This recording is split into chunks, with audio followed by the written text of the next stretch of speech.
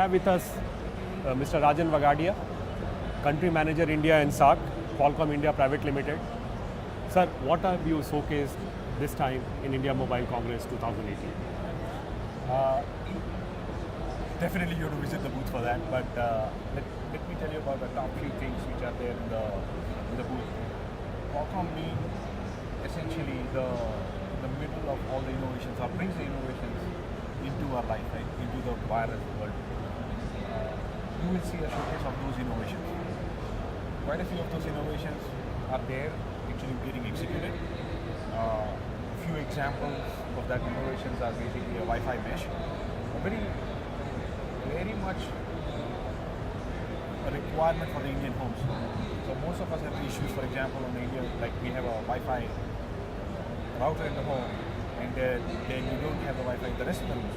This Wi-Fi mesh is basically nothing but few nodes of Wi-Fi, which you can, in a very easy manner, consumer can go install it, and that gives you blanket coverage across the home. So the walls no more become a wall for them, right?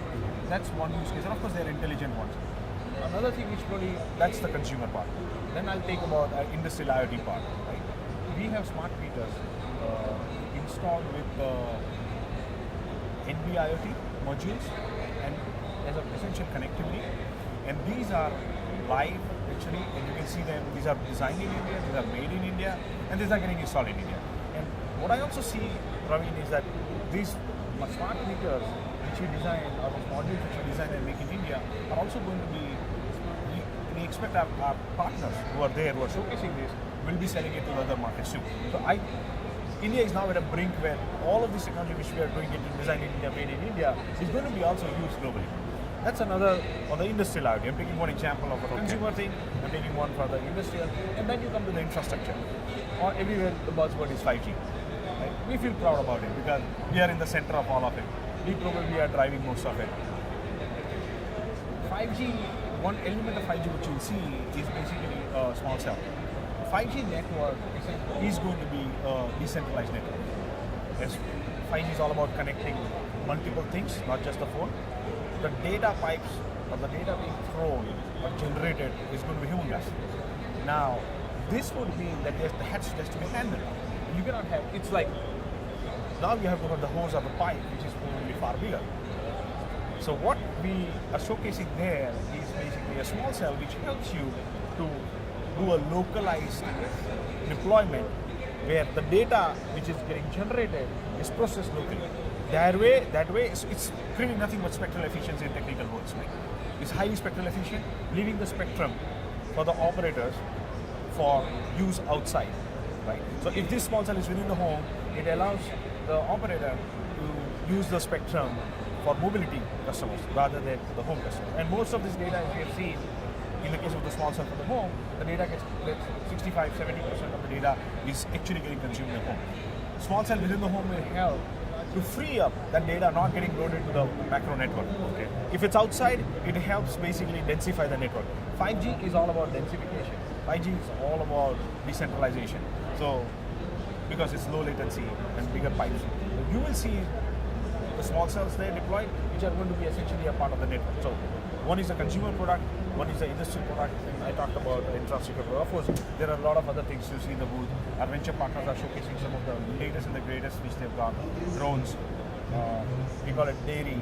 There is a dairy application which is there, and then the dairy to drones. You can see drones also doing some sophisticated use cases. As a journalist or as a consumer with a lot of hype being built on 5G, when do we see 5G becoming a reality in India? I think first we should probably remove the word hype. In an early stage of any technology, it looks like hype. It's real. Hype is where it's not there. This is there, right? Globally, we see, based on what we understand, the networks are going to get rolled out probably the Q1 or Q2 of next year as trials or commercial, but they are commercial networks. And I think 2020 is the year when you will see massive, large-scale deployments globally about 5G. So I think it came earlier than what we thought. So it's basically 2019 across the globe, most of the regions, right? As commercial trials, smaller areas, smaller cities, with smaller provinces, and going forward in 2020, I would say it will be almost ubiquitous. The next question, sir, comes because you provide the power to the chipsets.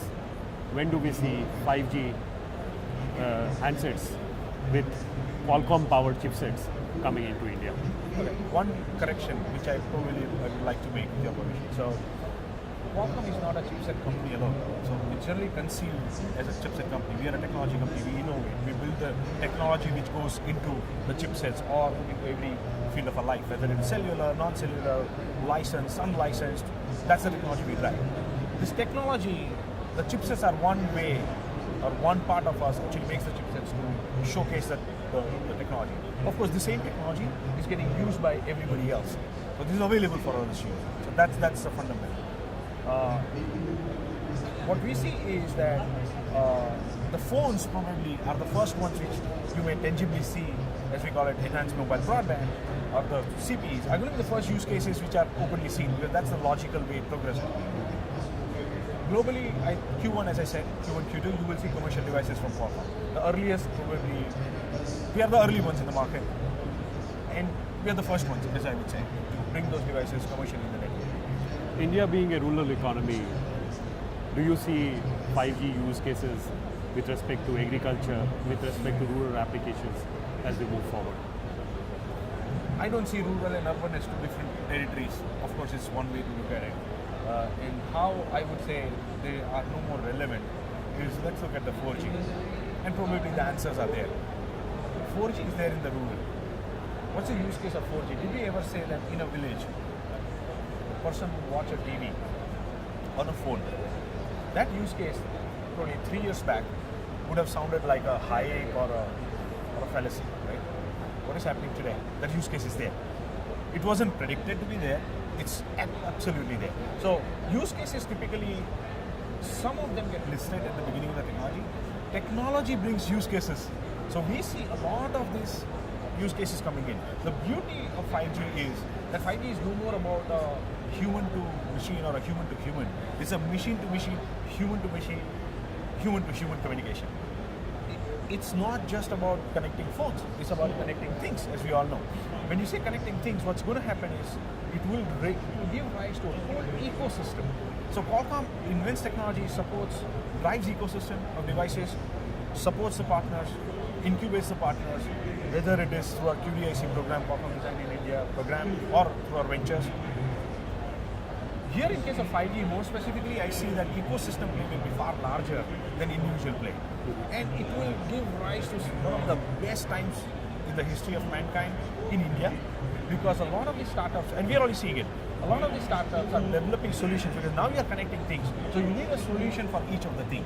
And once you find a solution, there are going to be use cases which will develop around the solution. The solution originally may have got developed for something, right? But eventually, there will be more use cases which will develop around the solution. So it's a phenomenon which in the next few years, you will see, is going to make us all as Indians proud. One last question, sir. With respect to the challenges that 5G or IoT or industrial IoT will face in this country? Nothing is a challenge. I think in challenge thrives innovation, in challenge thrives the grit of a person to drive or a company to drive and make it.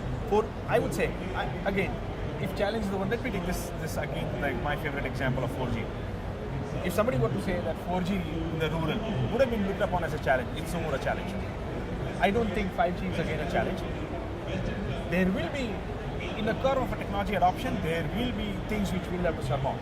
And Qualcomm drives solutions. Region-wise, there are going to be different challenges. So India will have a totally different set of challenges, or rather I would say, things which we'll have to mitigate, right? I generally wouldn't want to call it a challenge, but those are the aspects rather we would have to take care of. So I don't see any challenges. I would call it aspects of 5G, which we as technology leaders would work along with our ecosystem partners to solve. Thanks, sir. Thanks for talking to the analysis.